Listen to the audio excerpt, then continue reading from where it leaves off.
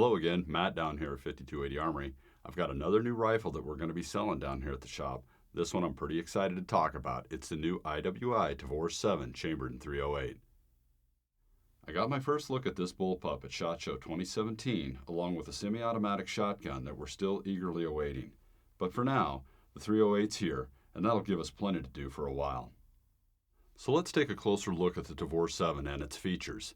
It's got the very reliable gas piston with a 4-position gas regulator.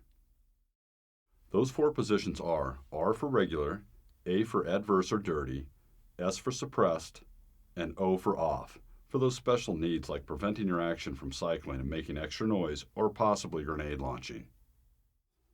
Underneath that gas regulator is just what we want to see, a free-floated, hammer-forged chrome-lined barrel with 5/8 by 24-inch thread pattern, making it easy to suppress or change muzzle devices. The Tavor 7 is fully ambidextrous, and it has the look of the TAR-21, but its controls are similar to the X95. Underneath the removable forend is a Picatinny rail, and the 3 and 9 o'clock positions are M-LOK compatible. This rifle also has another feature that is pretty rarely seen. Not only is it ambidextrous, but it can be changed from right to left-handed without buying any additional parts. It's as simple as opening the ejection door on one side and closing the door on the opposite side. Then open the butt plate by pushing the pin out. Remove the BCG and recoil assembly, push the firing pin retainer out and remove the firing pin, and lastly, reverse the bolt leader pin and bolt and then reassemble. And don't forget, it's easier to put the bolt carrier group back in if you remove the trigger group.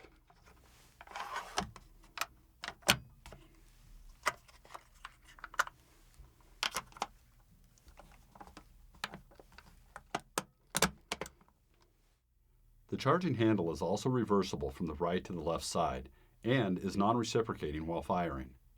The magazines were a smart choice. The SR25 pattern is common, and the rifle ships with 1 Magpul magazine. I really like the trigger on the Tavor 7. As we know, the Bullpup, this is not their strong point. About 1/4 of an inch of take-up.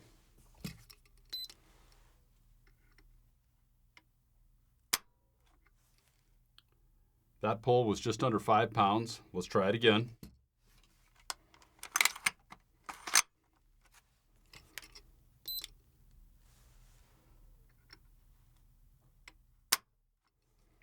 Once again, under 5 pounds. Reset on this is pretty quick.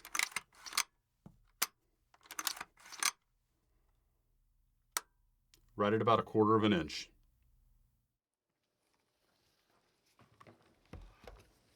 I've already taken off the factory flash hider so I can get my suppressor mounted. Got to be careful with these direct threads. Don't want to cross thread. Just takes a little patience. There we go.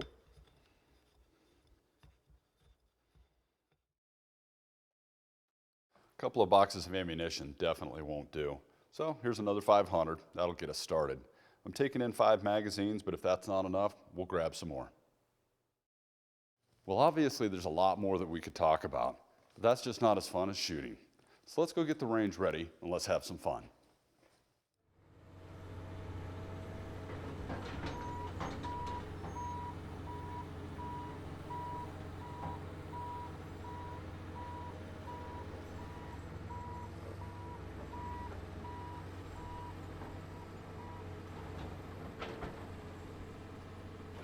Okay, a couple more finishing touches and we'll be ready to go.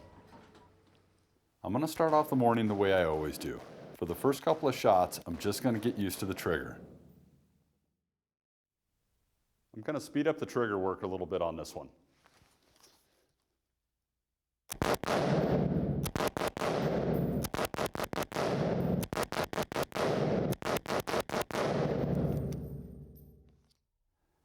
I'm definitely planning on running this Bullpup suppressed, but first we'll bench rest it without it.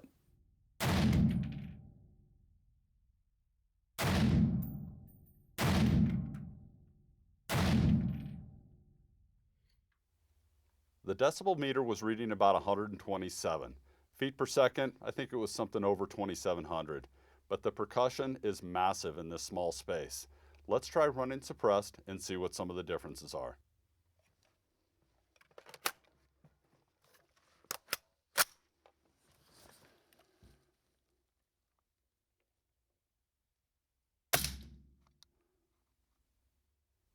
subsonic 308 just doesn't have the energy to cycle. So let's move to the regular 308 that we were shooting before.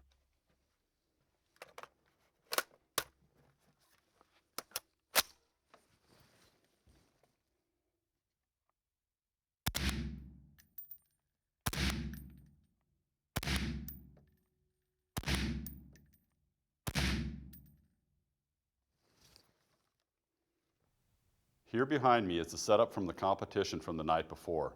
As it turns out, this is the perfect type of a scenario for a bullpup rifle.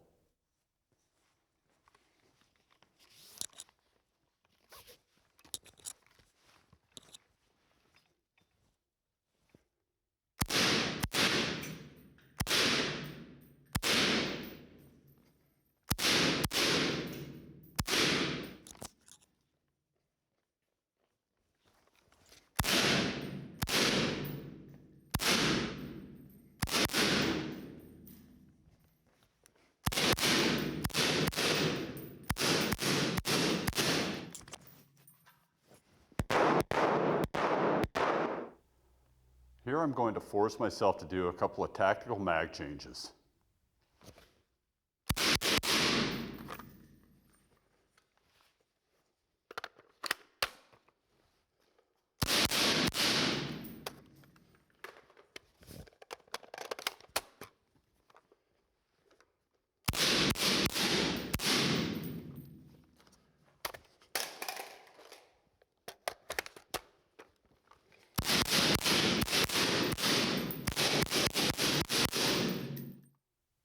I'm going to do some lateral footwork on this one.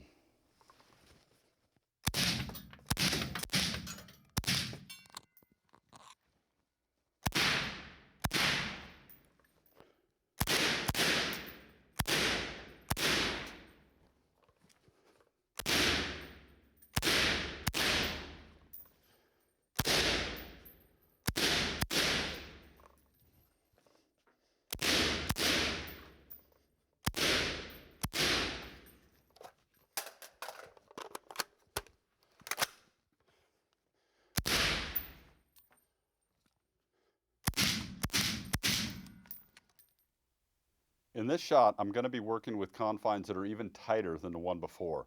Once again, this should be perfect for the bullpup.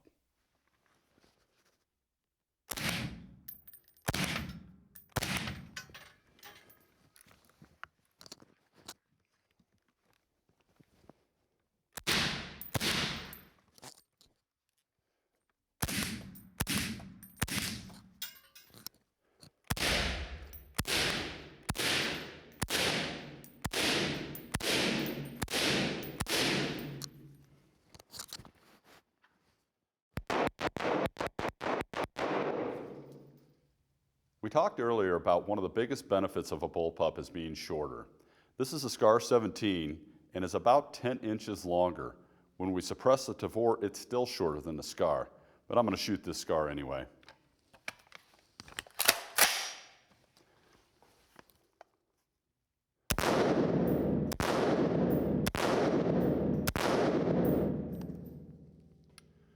I forgot to mention, this Scar has one feature that the Tavor doesn't have.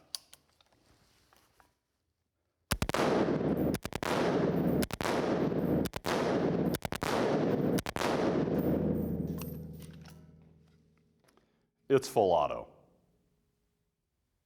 We've designed a really tight hallway here. I'll navigate it with the FN Scar.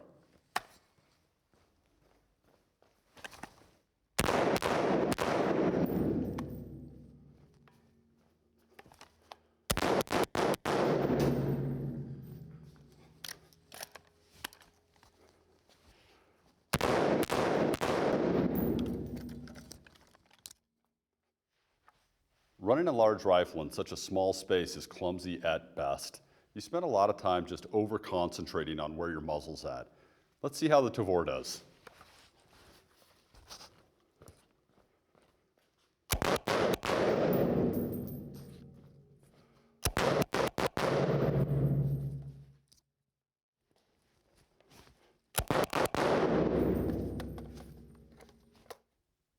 With a little bit more practice, I'll get better. The Tavor is just easier to use in this situation. Now here's an older rifle, almost a dinosaur you could say. German design, finished in Spain. It's called the Spanish Set Me.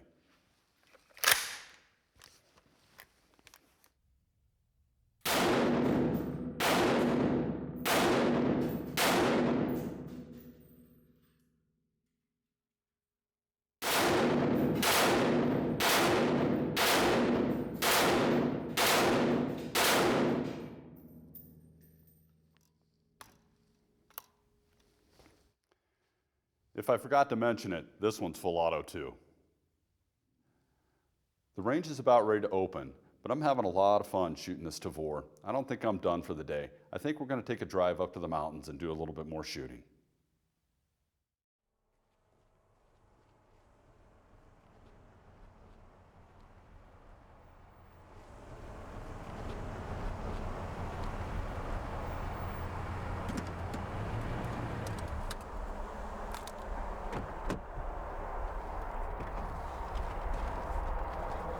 Man, that was a pretty long drive, but we've got a couple of hours of daylight left, so let's get ready to shoot. Here I am up here in the mountains loading my magazines as if I didn't remember that I should have already done that before we left. Burning good daylight, but let's get these mags loaded so we can get ready to shoot. Remember earlier we talked about the suppressor settings or the adjustment on the gas system. I'm going to adjust that right now with the bullet. I'm going to move it over to S so we can shoot suppressed.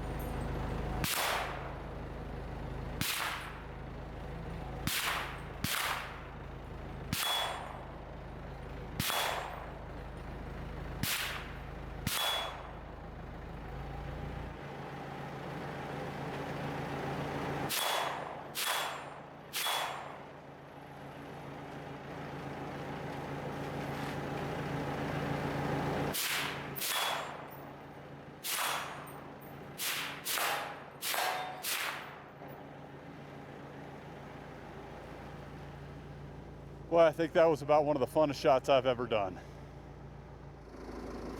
Hiding behind the MF, and it's moving.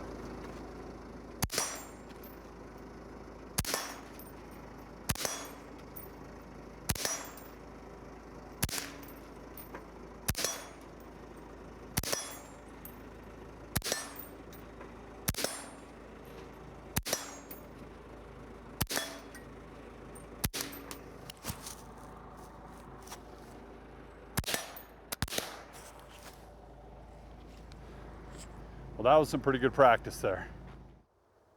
Well, all good shooting days have to come to an end. We're running out of daylight here at the P-Bar L Ranch. Big shout out to John and Bonnie for letting us use the range. How many times do you get to use a tractor in your training? See ya.